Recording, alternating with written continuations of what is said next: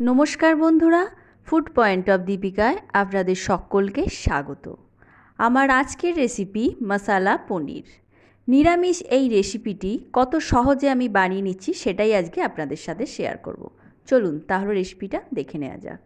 মশালা পনির বানানোর জন্য এখানে একটা পেস্ট আমি তৈরি করে নেব। তার জন্য নিয়ে নিচ্ছি একটা মিডিয়াম সাইজের কেটে রাখা টমেটো, নিয়ে নিচ্ছি 1 ইঞ্চি পরিমাণ কুচিয়ে রাখা আদা, নিয়ে নিচ্ছি কিছুটা গরম মশলা, এখানে আমি 2টো এলাচ, 2টো দারচিনি আর 4টে লবঙ্গ নিয়ে নিয়েছি। দিয়ে দিচ্ছি 2 টেবিল চামচ পরিমাণ ভাঙা কাজু, আপনারা গোটা কাজুও ব্যবহার করতে পারেন। আর দিয়ে দিচ্ছি 2 টেবিল চামচ পরিমাণ টক দই। সামান্য জল দিয়ে একটা মিহি পেস্ট আমি তৈরি করে নেব।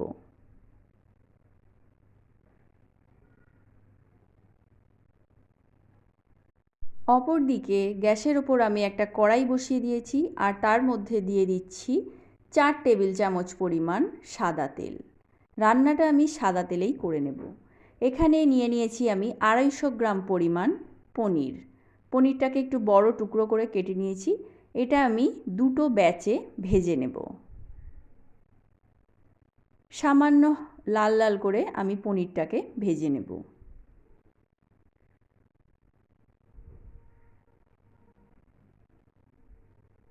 পনিরটা আমার ভাজা হয়ে গেছে, এইবার একে একে আমি উঠিয়ে নিচ্ছি।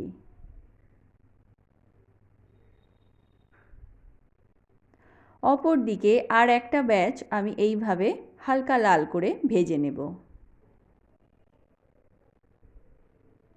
আপনারা চাইলে পনিরটাকে কাঁচাও রান্না করতে পারেন, তাতে টেস্টের কোনো হেরফের হবে না। রান্নার পর পনিরটা যাতে খুব সুন্দর নরম থাকে এবং এর মধ্যে লবণটা ঠিকঠাক ঢোকে, তার জন্য এখানে আমি কিছুটা গরম জল নিয়ে তার মধ্যে দিয়ে দিয়েছি স্বাদ অনুযায়ী লবণ। এইবার পনিরটাকে আমি ভিজিয়ে রেখে দেব।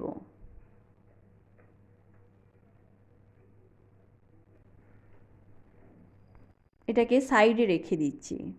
অপরদিকে একই তেলের মধ্যে আমি 2টো তেজপাতা আর 2টো কাঁচা লঙ্কা ফোড়ন দিয়ে দিলাম আগে থেকে পেস্ট করে রাখা মশলাটা।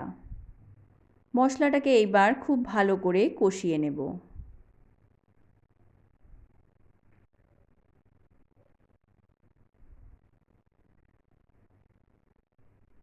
মশলাটাকে 2 থেকে 3 মিনিট লো ফ্লেমে এইভাবে কষিয়ে নেব।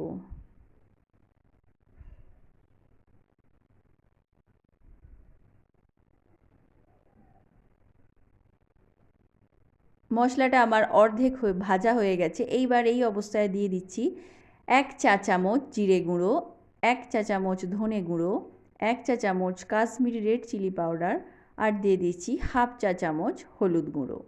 এই শুকনো মশলাগুলোকে আবার ভালো করে মিশিয়ে মশলাটাকে আবার 2 থেকে 3 মিনিটের জন্য কষিয়ে নেব। মশলাটা থেকে আমার তেল ছেড়ে দিয়েছে। এইবার এর মধ্যে অ্যাড করে দিচ্ছি 1 চা চামচ পরিমাণ কাসুরি মেথি।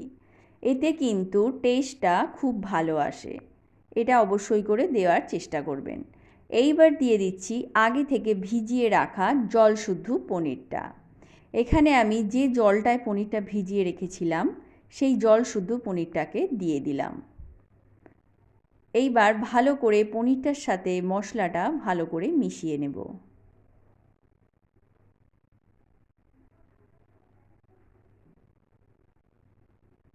পনিরটা দেওয়ার পর গ্যাসের ফ্লেমটাকে লো করে আরও 3 থেকে 4 মিনিট আমি ফুটিয়ে নেব। গ্রেভিটা আমার ভালোভাবে ফুটে গেছে।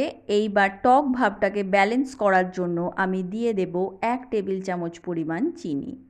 চিনিটা আপনারা দিতেও পারেন, নাও দিতে পারেন, তবে যেহেতু টক দই টমেটো দেওয়া হয়েছে চিনিটা দিলে এটা ব্যালেন্স হয়ে যাবে এবং খেতে সুন্দর লাগবে।